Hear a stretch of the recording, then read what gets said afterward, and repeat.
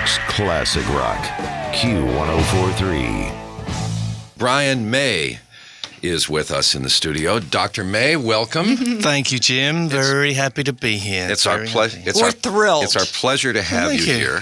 Now, you have performed before some of the largest audiences in the history of the world. I mean, at the Queen's Golden Jubilee, there you were, standing all alone with your guitar, playing "God Save the Queen" to open the ceremonies to a televised audience that has been estimated in the hundreds of millions. Yeah. So you know what it's like to perform under pressure. You're right. However, I have a question for you. Were you nervous when you had to defend your dissertation? I have a question for you. Are you kidding? No, when you had to defend your dissertation. I wasn't listening to the last part of the question. I was nervous on the roof, yeah. I mean, Well, you seemed very cool and collected. I watched it, but when you had to defend your dissertation, that was just horrific. That wasn't nerves, that was just horror. You know, when you walk into the room with this bloke, actually two guys, and they have your thesis on the table, and in it are stuffed about 3,000 little yellow pieces of paper, all of which are queries and things that they're going to dispute. Your heart sinks, and you know you're in there for hours and hours, and they're going to send you away to do stuff again, and that's the last thing you want at that moment. You've spent years doing this thesis, and someone's going to tell you it's not quite right. Just spend another few months, you know. And your topic was? My topic was radial velocities in the local dust cloud around the sun. What does that mean? The local dust cloud around the sun. It means, there's a lot of, that the sun has a family, which is planets, bits of rock, and it also has all different sizes of pieces of stuff going around along with the planets, down to tiny micron levels. So it's dust. We're surrounded by dust. And my experiment was to try and find out where the dust is going and where it came from and stuff like that. Well, a far cry from rock, right? Well, it's different kinds of rocks, man. Yes. Well, I addressed you as Dr. May, so it worked. It worked. I got my doctorate in the end, so I am a doctor of astrophysics. Thank God. Yeah, I wouldn't want to do that again. Well, I was talking with Shelley a little earlier this morning. If we were to properly write down your name, it would be Brian May, CBE, PhD. FRAS. True. And quite frankly, most rock stars don't have that collection of letters behind their names. They don't? Is that right? We think you are the smartest man in rock, hands down. I don't know about that. No, you have Smart to be. is something different. I'm not very smart. Oh, come on. Are you kidding? I can just do stuff. I'm just very, very persistent man. You're an astrophysicist. Mm-hmm. Yeah, well, I always wanted to be. I always had too many dreams, and that was one of the dreams, to be an astrophysicist. And I do love it, I got to say, and I still keep up with it. And the FRAS, does that stand for Fellow of the Royal Academy of Science? Is that what that stands Fellow of for? the Royal Astronomical Society. The Royal Astronomical Society. Yeah, it's very close. Because I was trying to figure it out. Okay. Yeah, that's nice. That's not something I really earned. The PhD I really earned. I have a number of honorary degrees as well, which is nice. Universities want to recognize your work. But this one, the one that I really treasure is the one that I really worked for, because 4 years in ancient times and a year out of my life just a couple of years ago. So which are you more proud of, though? Would it be that, or would it be your music? It's hard to say. I mean, really, I'm a musician. I think, if I ask myself, what am I think a musician is the closest thing I would come to, first of all. But these days, I spend more of my time trying to be an advocate for animals than anything else. I saw your button. It's become a big part of my life, and a growing part of my life, because it's becoming more and more necessary in the country that I live that people should speak up for animals, because it's tough times. And one of my Facebook friends yesterday commented when I put up the announcement that you were going to be here this morning about how you are he referred to you as a champion. That's very of nice. The animals. Well, I try to be, yeah, because the animals, particularly wild animals in Britain, which is our thing, have no voice. And, there isn't a department in the government which is looking after wild animals. There's a Department of the Environment, but our present Minister of the Environment is heavily married to the farming community, and the farming community is by nature slightly in conflict with wildlife. That's what farming is, So really, there is no representation for wildlife whatsoever. And at the moment, they're killing them hands down. They're literally slaughtering badgers as we speak. And badgers, I don't know if you have them here. You have different kinds of badgers here, but a badger in Britain is an ancient mammal that was in the British Isles long before humans, and they're very family-oriented, very highly intelligent mammal, carnivore. And they're being blamed for the spread of a disease very unjustly, and it's a kind of vendetta thing. That's the way I see it, anyway. The thing is that nobody speaks up for them, and they are worth nothing. Wildlife, foxes, badgers, hedgehogs, or whatever, are worth nothing to the government. Well, you have a voice, and people hear it. I do. And your voice in Great Britain is a very loud one. It's a persistent one. No, I mean a loud one in the sense that Queen has achieved phenomenal success and fame here in the United States. However, the success that Queen achieved in the United Kingdom is on another level altogether. Always number one on the list. So being able to use the soapbox that level of achievement allows you to have. That's right. It gives you an advantage to speak up for them. It did. It gave me a voice, and I feel a great obligation to use that voice responsibly. We just had a very unique experience. Brian had never heard that performance before. I mean, excepting, of course, standing on the stage doing it. Yeah. That's a relief. That sounds good. Sounds big. It was. I don't listen to stuff. Once it's done, it's done. I tend to move on. Well, you were smiling when you were listening. I'm happy. Yeah, it sounds very good. And Adam's very cool. And you worked with Fun that night as well. We did, which was also great fun. You get into this kind of thing working with those guys. It's Brian May with us here at Q104.3. By the way, when he took his wrapper off of his straw for the orange juice, he turned the wrapper into a caterpillar, saying that's what he used to do with his straw wrappers when he was a kid, and he made a little caterpillar. I was just relieved that I could still do that, Do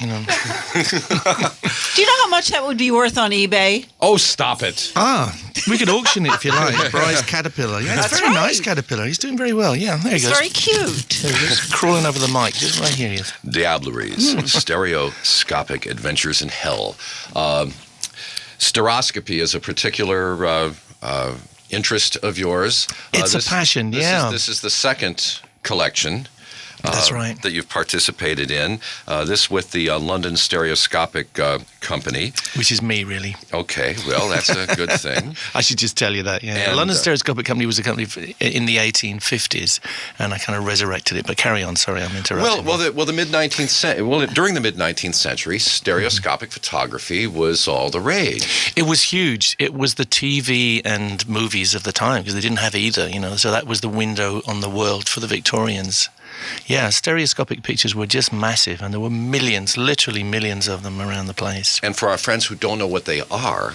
And I think most people don't. No, well, everybody's seen Avatar, so everybody knows what 3D is now. Right. You don't have to explain that. But basically, the Victorians invented it along with photography, almost exactly the same time.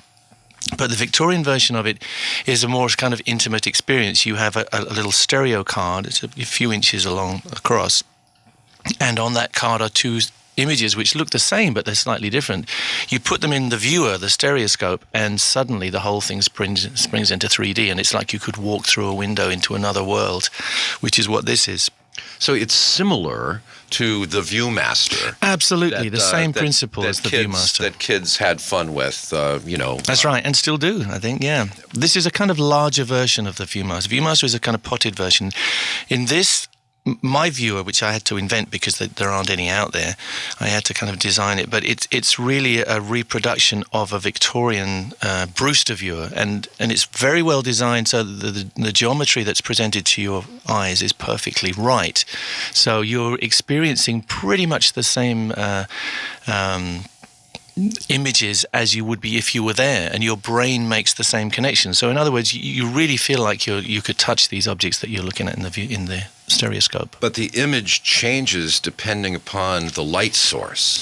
Well, ours does, yeah. These particular ones do, yeah. The Diableries the French tissues. Exactly, yeah. They were made so that if you held them up to the light, all the colours would come through and the eyes would glow at you in a very eerie kind of way. So the eyes glow. You can see these eyes glowing.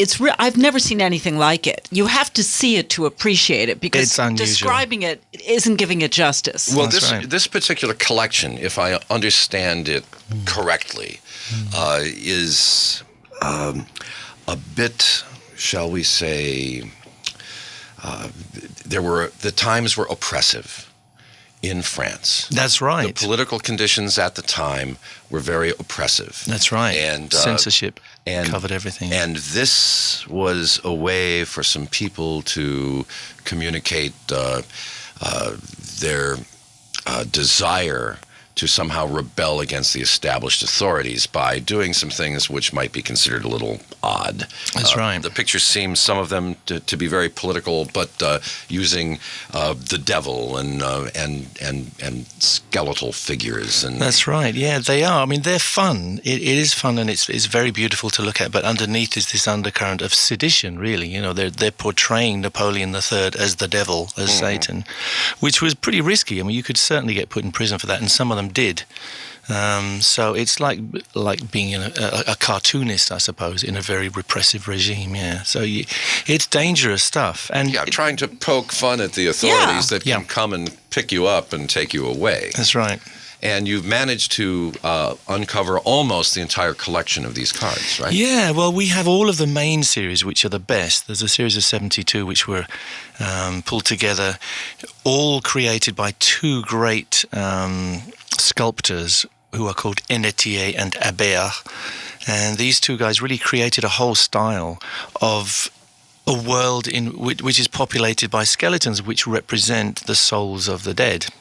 But these guys are very much alive. And in the beginning, it's a little scary because it's the religious view of hell. Like you get boiled in pots and stuff.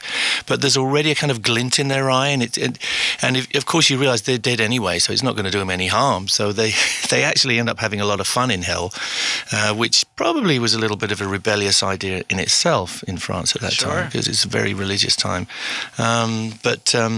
Well, you and your co-writers, Dennis Pellerin and Paula Fleming, have provided the text in the book that gives information about the background. That's right, which has never been heard before. Nobody knows what these things mean until now. What was going on at the time, the cultural context, as well as the pictures and the viewer that you invented. I had to invent it, really. They don't have one of these anymore. Think I'll just invent it. It's not enough to be a rocket scientist. It's not enough to be one of the biggest rock stars on earth. Now you invent something. And I didn't invent stereoscopy. I just kind of reinvented the wheel in a sense. But nobody's. It's revolutionary because it focuses and because it folds flat into this book, and nobody ever managed that before. Diableries, Stereoscopic Adventures in Hell, is an illustrated 280-page hardcover book that weighs about a ton. I mean, it's huge. Plus, it has a 3D viewer in a slipcase with a 16-layer lenticular image on the front of the slipcase. This is not, when I say Brian May's new book. It's more than a book. It's an experience. It is. It's a work of art, It's too. a lot more than a book. It's a labor of love. Yeah. I'm very proud of it. And it's very heavy. And there will be, it's very heavy, man. It's very heavy. There will be a book signing Monday at noon at the Barnes & Noble on Fifth Avenue. That's Monday at noon, the Barnes & Noble on Fifth Avenue here in Manhattan. And then at 7 o'clock Monday evening at the legendary Strand Bookstore on Broadway and 12th Street, there will be a very special presentation. Yeah, we will be projecting in 3D. Wow. So you'll be able to see some of the images from the book live on the screen. It's not quite like the book. The book is the best experience of all, but this is a good way of getting it across, and we'll be lecturing, giving a little talk about what it's all about. Well, you have experience as a lecturer. I do. I kind of enjoy lecturing. I like the Q&A part. I love to hear what people ask, and respond to that. Well, but don't they all ask about Queen? Yeah, they do. Yeah, they ask what do you turn your guitar up to? That's the favorite question I get. I just turn everything up full.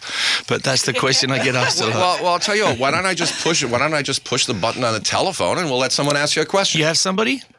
Well, let's see. Hi, who's this? Paul Lebowski, Edgewater. How are you? I'm fine, thank you. Okay, Paul, say hello to Brian May. Good morning, Dr. May. Good morning, Paul.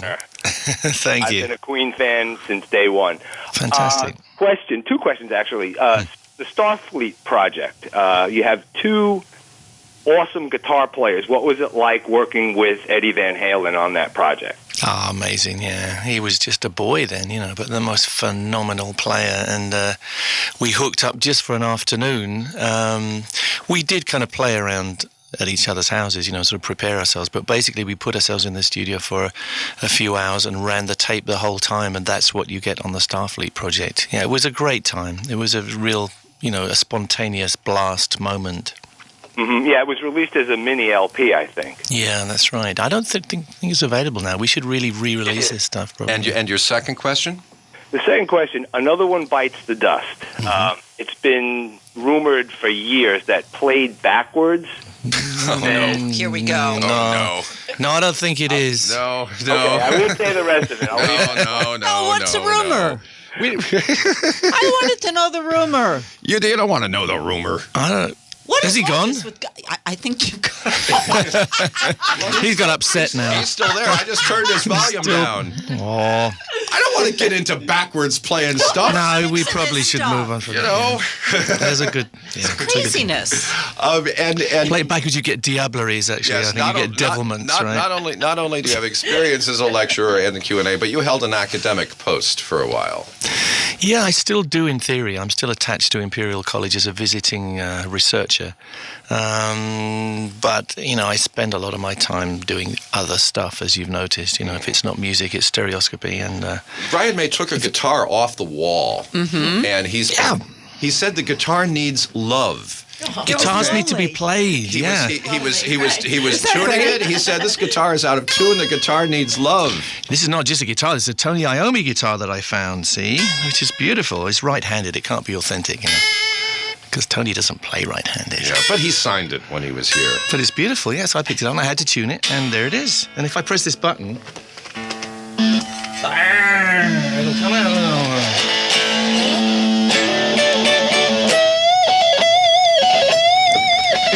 Can you hear that? Yeah. Oh, yeah.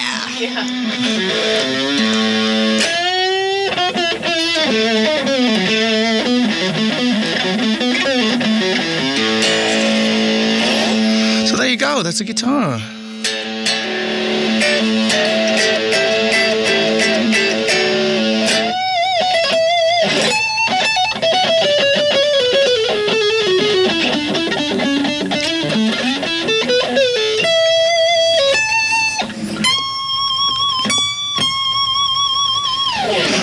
I just like guitars in the morning. With a tiny little amp.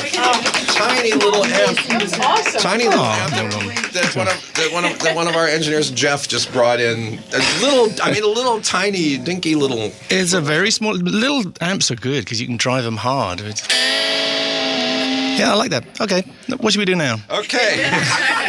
Brian May, Monday, noon at Barnes & Noble on 5th Avenue, 7 o'clock Monday evening at the Strand, Broadway, and 12th.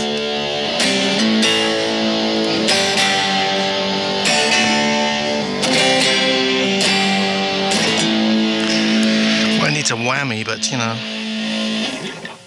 Brian May, let's give it. Hey. What a treat it has been, and congratulations on the show opening in Baltimore. We Will Rock You. Yeah, the whole tour. It'll get to New York in the end. Oh, we hope. But yeah. Great reviews. When? Do we know? Well, they have a year's schedule ahead of them, but sometime after that, yeah. Great reviews, and there's word that you're working on a new Queen album with some old recordings. Yeah, it'll be a mixture, I think. I don't know quite how much we can find, but there's more than I thought there, I have to say. There's those couple of tracks which we've been telling people about with Michael Jackson, and they're fun. And there's a few other things too that just kind of got forgotten. So yeah, a mixture of old and new, I think. But you can't spend all your life in the past. You have to move on. I like to do new stuff, but now and again I'm sitting in there and I get the tapes out. And there's Freddie singing As Large as Life, and it all seems very new. It's very strange, it still excites me. So, yeah, I'm working on one particular track, which nobody's going to expect, and it's just Freddie singing a beautiful song. But what you can do, of course, with the modern technology, we all say we don't like the modern technology, but you can do great stuff with it, And you can just take Freddie's voice off, get rid of everything else, and start anew. You paint a new canvas with Freddie singing the lead vocal. So that's what we're doing right now. Good fun. and nice. And We Will Rock You on the London stage has been there for... We're 12 years, yeah, and 6.5 million people live, I think. So incredible. And this is the dream, of course, to bring it back to the States, because really, you know, Jim, we grew up here as a band, Queen. You know, we came from England, but we grew up here in the land of rock and roll. And to bring the show here has been a dream. So the All-American We Will Rock You is walking the streets right now. And what's the story with the Freddie Mercury movie? We were so upset when Sacha Baron Cohen dropped out because he seemed perfect. Well, it's a long story. Yeah. I mean, you shouldn't be too upset because I don't think it was going to work. You know, he was great because he helped us with his enthusiasm and kind of pushing us along at a certain point. But I don't think it would have been right to see him on the stage because on the screen as Freddie, because all you would have been able to think about would be Sacha. You know what I'm saying? Because it's very much a particular thing he does. He's larger than life he himself. Is now. And he's great. You know, we're good friends. You know, and we still admire him as a comic and everything else, and as an actor or whatever. But you know, it would not have worked for this movie. You have to believe that that's Freddie that you're seeing on the screen. So it'll be an unknown, maybe? Well, we have somebody very much in mind. He's not quite signed on the dotted line yet, but yeah, he's a young and upcoming and wonderful actor, and a face that you probably don't know, but you will soon. Okay, once again, the book, Diableries, and the signings, Monday, noon, Barnes & Noble, 5th Avenue, and then 7 p.m. Monday at the Strand, Broadway, and 12th. Dr. May, thank you so much. Thank you so much. Thank you, Jim. It's great. I love live radio, especially with a guy like this. Thank you, man. Awesome.